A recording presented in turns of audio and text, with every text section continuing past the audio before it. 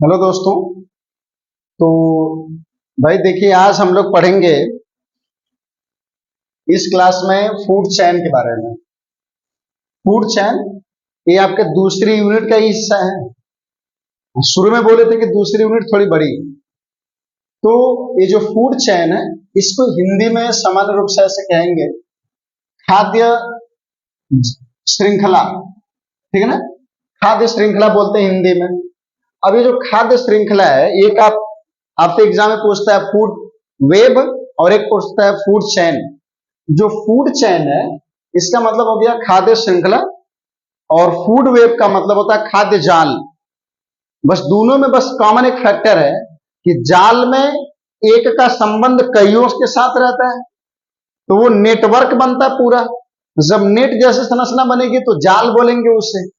जैसे उसमें किसी एक जीव का संबंध कई के ऊपर निर्भर होता है, या वो कई के ऊपर निर्भर होते हैं, या उनके ऊपर कई लोग निर्भर होते हैं, कई जानवर या कई जीव उसके ऊपर निर्भर होते हैं। अब ऐसी चैन बनेगी, ऐसी श्रृंखलाएं बनेंगी तो जाल बनाएगा।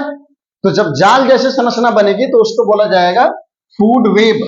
यहां पर आप देखेंगे इस हेडिंग में फूड चैन के बारे में। और फूड चैन क्या होता है कि जब किसी जीव की एक इकोसिस्टम की श्रृंखला एक लीनियर फैशन में चलती है, एकदम बराबर सीरीज में चलती है, समांतर चल रही है, तो उसे कहते हैं फूड चैन। समझ पा रहे हैं? अब फूड चैन में देखिएगा इसकी परिभाषा क्या है। पहले आप देखिएगा कि autotrophs convert solar energy into chemical energy store in food material. ठीक है ना, जो ऑटोट्रॉपिक प्लांट होते हैं यानी प्रोड्यूसर का काम करते हैं, वे सभी सोलर एनर्जी को केमिकल एनर्जी में कन्वर्ट करते हैं। इसी के बीच में होता है फोटोसिंथेसिस, और जब फोटोसिंथेसिस होती है तो ऑटोमेटिकली जो सोलर एनर्जी है वो केमिकल एनर्जी में कन्वर्ट हो जाता है, और पौधे के अंदर केमिकल एनर्जी फूड मटेरियल में स्टोर हो जाती है।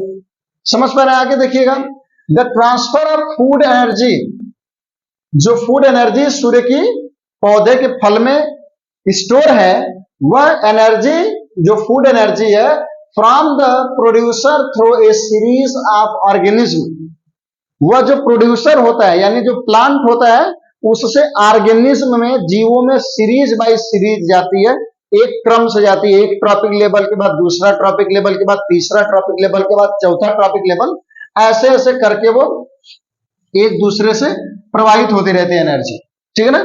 अब इसको आप देखेंगे कि herbivores to carnivores to decomposer, यानी यहां पर हर्बीवोर्स का मतलब हो गया कि यहां पे जैसे प्रोड्यूसर जो होता है, प्रोड्यूसर से फूड मटेरियल यानी एनर्जी, जो केमिकल एनर्जी उसके फूड मटेरियल में स्टोर थी, ठीक है ना, फूड मटेरियल में क्या थी, स्टोर थी, वह फूड मटेरियल की एनर्जी, ठीक है ना, प्रोड्यूसर से हर्बीवोरस में जाएगा, हर्बीवोरस से फिर कार्निवोरस में जाएगा, और कार्निवोरस से फिर डिकम्पोजर में जाएगा। ठीक है ना, ये कहलाता है भैया फूड चैन। आई बात आप कई जगह और भी पढ़े पीछे इकोसिस्टम में। अब आपके सिलेबस के हिसाब से दो फूड चैन आपको पढ़नी है, और जो दो फूड चैन है वह एक है ग्रेजिंग फूड चैन, जो चराई वाला या चरने वाला फूड चैन होता है, चरने वाली खाद्य श्रृंखला, जिसमें घास चरा जाता है, कोनो पशु घास को चर रहा है, उस नजरिए से पढ़ना है आपको। तो चराई वाला ग्रेजिंग उसमें पढ़ना है फूड चैन। तो एक ग्रेजिंग फूड चैन हो गया, और एक डिट्राइटस फूड चैन होता है। और जो डिट्राइटस फूड चैन होता है, यह डेड ऑर्गेनिक मैटर्स जो होते हैं, सड़े गले पदार्थ होते हैं, उनका विघटन करने वाला जो चैन चलता है उसको कहते हैं डिट्राइटस फूड चैन। समझ पा रहे हैं? तो अब देखिएगा कि जो ग्रेजिंग फूड चैन है उसमें ग्रास यानी घास, घास को खाएगा ग्रास हापर, ग्रास हापर को खाएगा फ्रॉग, फ्रॉग को खाएगा स्नैक, और स्नैक को खाएगा ऑक्स। जो ऑक्स है ये चील है, समझ रहे ना, स्नैक के ऊपर है। तो अब ये एक लंबी सीरीज बनी है लीनियर फैशन में, इसको बोलेंगे फूड चैन। दूसरा है ग्रास, इसको खाएगा रैबिट, ठीक है ना, रैबिट को खाएगी फॉक्स, और फॉक्स को खाएगा टाइगर। ये देख रहे हैं लीनियर फैशन में चल रहा है। और यहीं पर अगर फूड वेब होता है तो एक का संबंध कई के साथ होने लगता है, तो अब जाल जैसी संरचना बनती तो उसको कहते हैं फूड वेब। अब दूसरा भैया डिट्राइटस फूड चैन, सड़े गले पदार्थों की जो चैन चलती है, जैसे कोई पत्ती है, कोई सड़ा गला पदार्थ है, कोई आदमी है, कोई जीव जंतु है, कोई सब्जी है, फल है, ये सड़ रहा है, इनका भी तो एक चैन चलता है पूरा कंप्लीट। तो इनका जो सरल का मैटर है, वो मैटर जो होता है, सड़ा हुआ मैटर होता है, सड़ा गला पदार्थ होता है, इनकी भी जो चैन चलती है, इस चैन को क्या कहते हैं भैया? डिट्राइटस फूड चैन कहते हैं, ठीक है ना। अपघटित या अपघटन फूड श्रृंखला, खाद्य श्रृंखला, अपघटन खाद्य श्रृंखला हो जाती है। अब उसमें क्या होगा कि जैसे डेड ऑर्गेनिक मैटर, मरा हुआ मृत ऑर्गेनिक मटेरियल, डेट्रियोर्स जो होते हैं, जो बैक्टीरिया है या फंगस है, वो डेट्रियोर्स उसको क्या करेंगे? खाएंगे, उनको खत्म करेंगे, और उनके ऊपर होगा प्रीडेटर। अब प्रीडेटर उनको खा करके समाप्त कर देगा। समझ पा रहे? एक श्रृंखला। दूसरी श्रृंखला आप देखेंगे जो हमेशा, देखिए चैन का मतलब हो गया लीनियर फैशन में चलेगा। दूसरा हो गया fallen leaves and dead plant, गिरी हुई मरी हुई पत्तियां या फिर पौधे, वह मिट्टी में जाएंगे तो मिट्टी में देखेंगे कि धीरे धीरे धीरे धीरे गल करके खत्म होकर के मिट्टी में मिल जाता है। जैसे कोई पेड़ पौधा अगर मिट्टी पे गिरा, जमीन पे गिरा, तो देखेंगे धीरे धीरे उसमें जो दीमक होते हैं लग जाते हैं, और पूरा पतैया जो होती है, पूरा तना जो होता है, उसका माटी माटी जैसा हो जाता है। देखे होंगे आप, नहीं समझ आ रहा है? अरे जैसे पोरा हो रहा है, पोरा है, चाहे भूसा है, चाहे मान लीजिए कोनो आम का पेड़ है, चाहे कोनो लकड़ी है, चाहे कोई आम का पत्ती है, अगर ढेर सारा है आप कहीं रख देंगे तो धीरे धीरे देखेंगे कि उसमें माटी लग जाता है पूरा। और माटी बनती कहां से? जो सॉइल माइट होते हैं, वो क्या करते हैं? उसको मिट्टी में कन्वर्ट कर देते हैं खा करके। उस सॉइल माइट को कौन खाता है? इंसेक्ट, उनसे जो बड़े होते हैं उनके। और उसके बाद इंसेक्ट को कौन खाएगा? फिश खाएगा। और अगर फिश की बात आ गई तो ये सिस्टम कहां चल रहा है? तालाब में। समझ पा रहे हैं? अगर मान लीजिए कौन पोखरी पोखरा है, उसमें सड़ा गला पदार्थ, पेड़ पौधे की पत्तियां ऐसे गिरती रहती हैं, तो उनकी चैन ऐसे चलती है। समझ पा रहे हैं? इसके बाद एक तीसरा है डेड ऑर्गेनिक मैटर। अब मरा हुआ यानी ऐसे खराब पदार्थ जो सड़ गल गया है, अब इसको खाएगा बैक्टीरिया, और बैक्टीरिया को खाएगा प्रोटोजोआ, और प्रोटोजोआ को खाएगा रोटीफर्स। रोटीफर्स एक प्रकार का जूप्लैंक्टॉन्स है, जो पानी के सतह पे तैरने वाला है, और जीव है यानी जंतु है, ठीक है ना, जूप्लैंक्टॉन्स है। और ये बहुत सूक्ष्म होते हैं, और ये सब क्या करते हैं? प्रोटोजोअन्स को खाते हैं, जो पानी की सतह पे तैरते हैं, रोटीफर्स। समझ रहे? तो ये हो गया आपका फूड चैन। अब हम पढ़ेंगे इसके आगे फूड वेब के बारे में, ठीक है।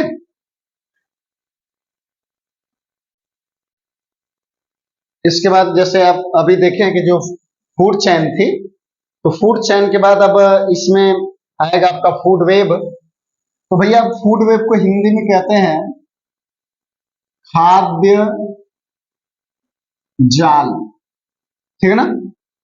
फूड वेब को हिंदी में खाद्य जाल कहते हैं। यानी ये जो आपने अभी फूड चैन देखा है, तो फूड चैन में एक लीनियर फैशन में जुड़ा है, लेकिन ये रेयर केस में होता है कि नेचर में या इकोसिस्टम में कोई चीज लीनियर फैशन में जुड़ा हो।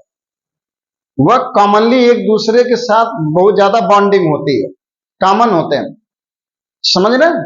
कॉमन होते हैं, ऐसा नहीं होता कि जैसे आप पीछे देखिए एकदम वैसे होता है, बहुत कम ऐसा होता है। नेचर में एक दूसरे को ज्यादा बेनिफिट देते हैं इसमें। अब इसमें क्या होगा कि जैसे मान लीजिए कि एक सामान्य से आपको दिखाया गया ग्रास लैंड का, कि ग्रास लैंड इकोसिस्टम में अब आप देख लीजिए कि कौन किसके ऊपर डिपेंड है। यही मैटर आप लिखे फूड चैन में, लेकिन सिंगल सिंगल बॉन्ड बनाए हैं। और यहां पर क्या है कि एक दूसरे के ऊपर एक दूसरे की डिपेंडेंसी एक से अधिक है। तो अब जब एक से अधिक है तो एक दूसरे को क्रॉस करेगा, जब क्रॉस करेगा तो ये जाल बनाएगा, तो इसको कहते हैं खाद्य जाल। समझ पा रहे हैं? अब देखिएगा इसमें जैसे मान लीजिए घास है, ठीक है ना, इसको खाएगा रैबिट, इसको खाएगा कैटल, इसको खाएगा ग्रॉस हापर, इसको खाएगा रैट, ठीक है ना। अब ये जो हैं ये सब किस कैटेगरी में आएंगे? हार्बीवोरस की कैटेगरी में आएंगे, शाकाहारी में आएंगे। अब ये शाकाहारी है, अब इनको कौन खाएगा भैया? मांसाहारी खाएंगे। ये सभी क्या है? मांसाहारी है, इनको कहते हैं कार्निवोर्स। टोड मांसाहारी में, लिजार्ड मांसाहारी में, स्नैक मांसाहारी में, बर्ड्स मांसाहारी में आएगा मूल रूप से। अब देखिए बर्ड्स किसको खाएगा, ग्रास हॉपर भी खा सकता है, स्नैक को भी खा सकता है क्योंकि हॉक्स है, देखे थे आप अभी स्नैक के ऊपर हॉक्स था फूड चैन में, तो इसको भी खा सकता है। और जो स्नैक है वो रैट को भी खा सकता है और टोड को भी खा सकता है। टोड मतलब मेढक, ठीक है ना, मेढक में ही एक टोड है, ब्यूफे मिलेनोस्टिकटस नाम सुना होगा, जो दो दवा जैसा होता है, जो अनहरवा नरवा घरवा में रहता है, अंधेरे वाले में जहां नमी रहती है हल्की और उसके बाद अंधेरा रहता है तो उसमें छुपा रहता है, रात के टाइम निकलता है वो।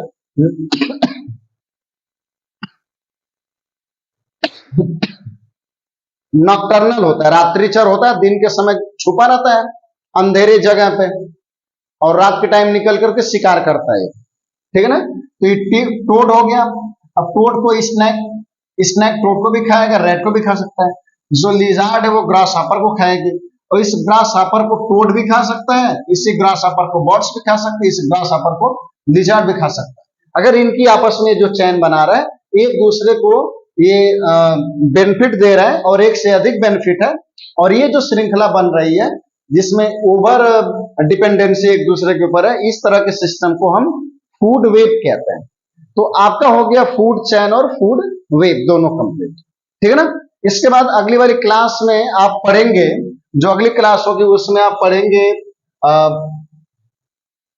Ecological pyramid and ecological efficiency, nutrients and biogeochemical cycle with one example of carbon cycle.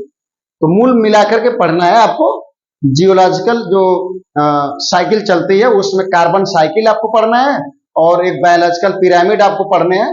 Pyramid में आपको जैसे 3 पिरामिड होगा, नंबर का पिरामिड, ठीक है ना, जीव भार का पिरामिड और उसके बाद एनर्जी का पिरामिड, 3 पिरामिड आपको पढ़ना होगा, ठीक है ना, अपराइट इनवर्टेड, समझ पा रहे हैं। तो इसके बाद अगली जो क्लास आएगी आपकी उस क्लास में आपका ही होगा, और जैसे ही आप पढ़ लेंगे उसमें कंप्लीट हो जाएगा आपका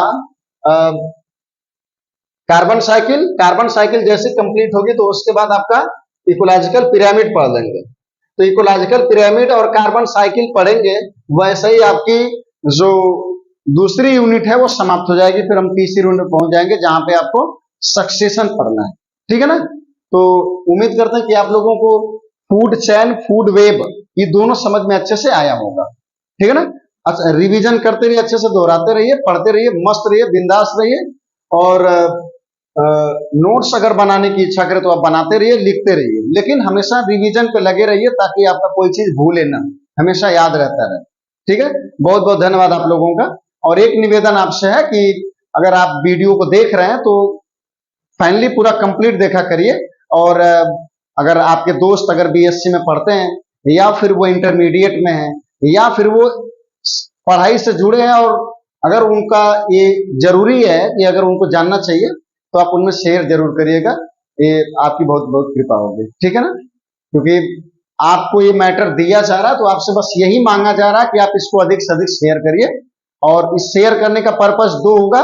एक तो आप की कम्युनिटी में सब लोगों के पास मैटर पहुंचेगा भी, सब लोग पढ़ेंगे भी, ठीक है ना। और दूसरी की इसका जो कंटेंट है वो विस्तारित होगा। बहुत बहुत धन्यवाद आप लोगों को।